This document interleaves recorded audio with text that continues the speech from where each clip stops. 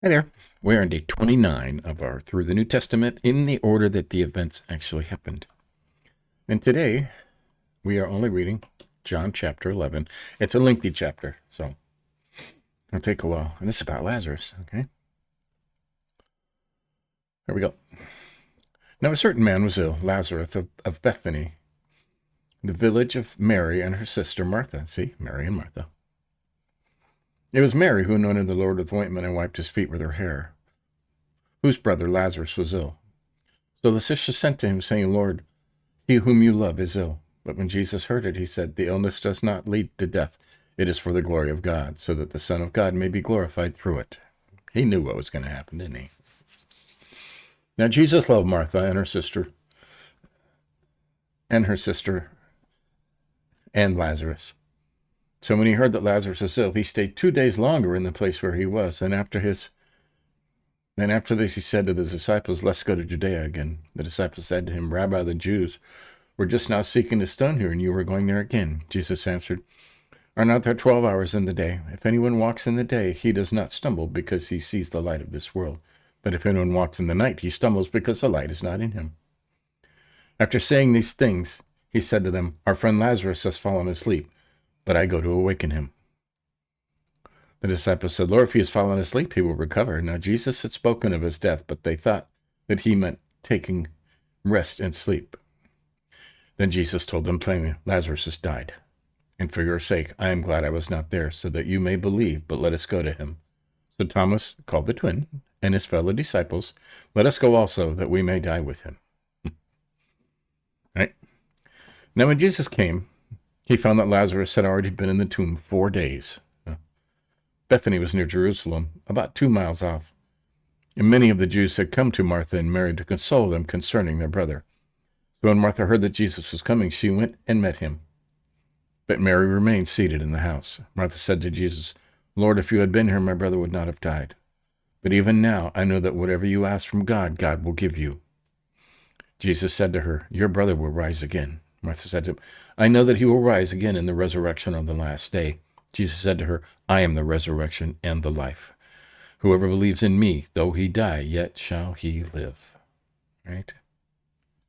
Very famous verse right there. Always worthy of highlighting. And everyone who lives and believes in me shall never die. Do you believe this? She said to him, yes, Lord. I believe that you are the Christ, the Son of God, who is coming into the world. Okay. Jesus weeps.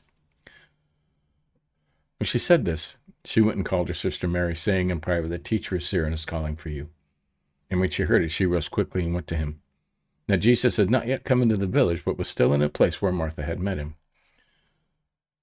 When the Jews who were with her in the house consoling her saw Mary rise quickly and go out, they followed her, supposing she was going to the tomb to weep there. Now when Mary came to where Jesus was and saw him, she fell at his feet, saying to him, Lord, if you had been here, my brother would not have died. When Jesus saw her weeping, and the Jews who had come with her also weeping, he was deeply moved in his spirit and greatly troubled. And he said, where have you laid him? They said to him, Lord, come and see. Shortest verse in the whole Bible here. Jesus wept. Okay, that's important. Okay, Jesus wept. So the Jews said, see how he loved him. But some of them said, could he not have opened his eyes that the blind man also kept this man from dying? Okay. And Jesus was crying because of the sadness of the sisters. Okay. Okay. The Lord has cried with me because of circumstances that happened, right? To console you. Okay. Okay. Jesus raises Lazarus. Then Jesus, deeply moved again, came to the tomb. It was a cave, and a stone lay against it. Jesus said, take away the stone. Martha and the sister of the dead man said to him, Lord, by this time there will be an odor, for he has been dead 4 days. Jesus said, did I not tell you that if you believed, you would see the glory of God? So they took away the stone, and Jesus lifted up his eyes and said, Father, I thank you that you have heard me. I knew that you always hear me, but I said this on account of the people standing around, that they may believe that you sent me. And when he said these things, he cried out with a loud voice, Lazarus, come out. The man who had died came out. His hands and feet were bound with linen strips, and his face wrapped with cloth. And Jesus said to them, "Unbind him and let him go." The plot to kill Jesus. Right? Many of the Jews, therefore, who had come with Mary and had seen what he did, believed in him. But some of them went to the Pharisees and told them what Jesus had done. So the chief priests and the Pharisees gathered the council and said, "What are we to do? For this man performs many signs. If we let him go on like this, everyone will believe in him, and the Romans will come and take away both our place and our nation, our money and our power and our luxury." Right? That's what they're saying. But one of them, Caiaphas, who was high priest that year, said to them, "You know nothing at all, nor do you understand that it is better for you that one man should die for the people, not that the whole nation should perish." He did not say this of his own accord, but being high priest that year, he prophesied that Jesus would die for the nation, and not for the nation only, but also to gather into one of the children of God who are scattered abroad. So from that day on, they made plans to put him to death. Right. Jesus, therefore, no longer walked openly among the Jews, but went from there to the region near the wilderness to a town called Ephraim. And there he stayed with the disciples. Now the Passover of the Jews was at hand, and many went up from the country to Jerusalem before the Passover to purify themselves. They were looking for Jesus, so saying to one another as they stood in the temple, "What do you think?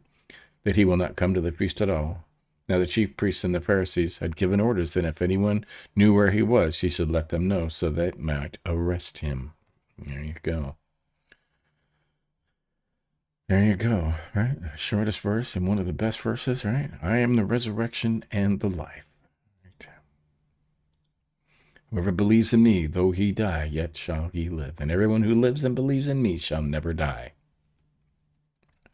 Good stuff. Good stuff. Okay, we'll mark that done. We'll put our X here, and we will just like...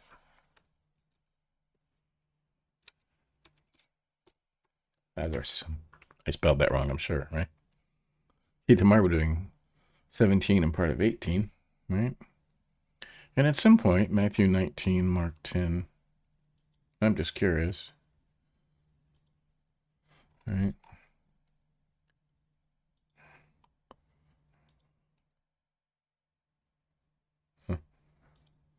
Matthew 19.